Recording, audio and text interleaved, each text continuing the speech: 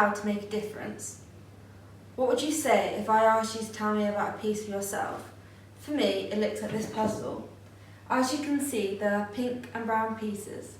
The pink represent the positives and the brown pieces represent the negatives.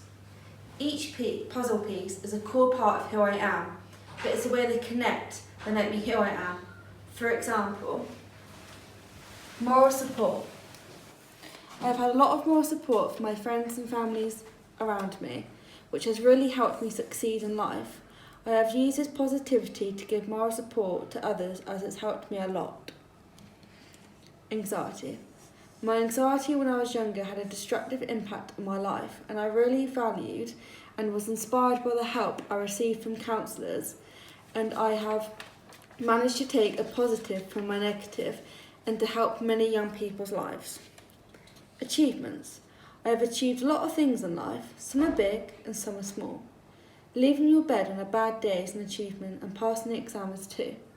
My biggest achievement is helping others. This is because it's made me become a kinder and caring individual.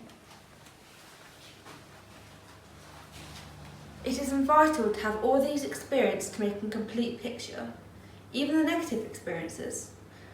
You need them as much as you do the positive pieces, otherwise your experience will not be complete. Remember, you don't need to provide all these pieces of your jigsaw. Experts like doctors and counsellors will always have one part of the puzzle.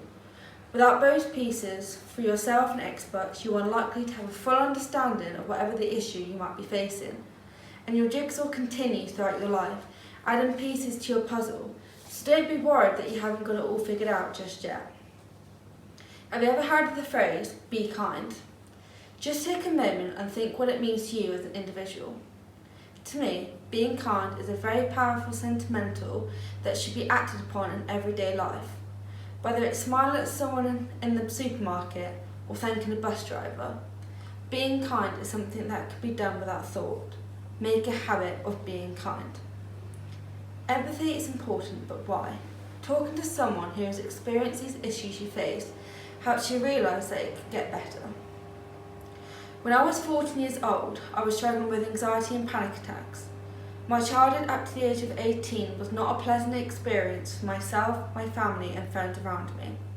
My anxiety made me feel like I was on a battleground, face to face with its army, my anxiety behind it, which was constantly fulfilling and attacking me. For most of my childhood, my anxiety was winning the battle. I went through this battle feeling like a massive load on my back, and I struggled to achieve everyday tasks in my education and in my social life. In the meantime, I was in and out of many different mental health services to improve my mental health. And gradually, things did start to improve, and I got a lot better. I really valued the dark times I was in, and while it might come across or sound strange, this is something that I came to after months of reflection. My light bulb moment was this.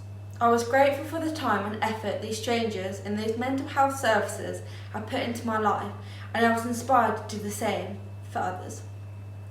Empathy is important, but why? Helping young people like yourselves mean you can find your jigsaw early and help improve your mindset for future life. By the time I was 18, my anxiety finally improved and I was much happier in myself. I was no longer just passionate about helping others with their mental health, I was now able to give back. Since then, I've been volunteering my time with young Devon in a wellbeing cafe. Empathy is important, but why? Having the compassion to improve support structures means that you can enact a wider range of reaching change and helping a greater number of people. A key part of my jigsaw is my role of being a young leader working with Children Family Health Devon.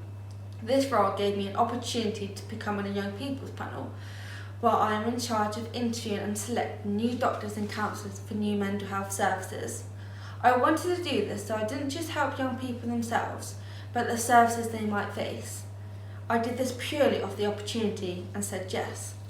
So let's get back to my metaphor jigsaw. What does your jigsaw look like? Do you share any pieces with mine? You may have experienced one of them, you may have experienced all of them, but you might not have personally had any of these events happen to you in your life, and that's fine too. I'm not a professor, I haven't been to university or had any specialised training, but I just managed to use my past experience to help others and motivate myself to give back. Having shared an experience allowed me to become more empathetic because I felt that way once, and most importantly, I understood what was helpful. So there's a value in experience when it comes to informing expertise and finding solutions to problems related to lived experience. Anyone can make a difference by using their experience in any regard to become more empathetic and attentive to those around them. And I have just shown you exactly that. Thank you.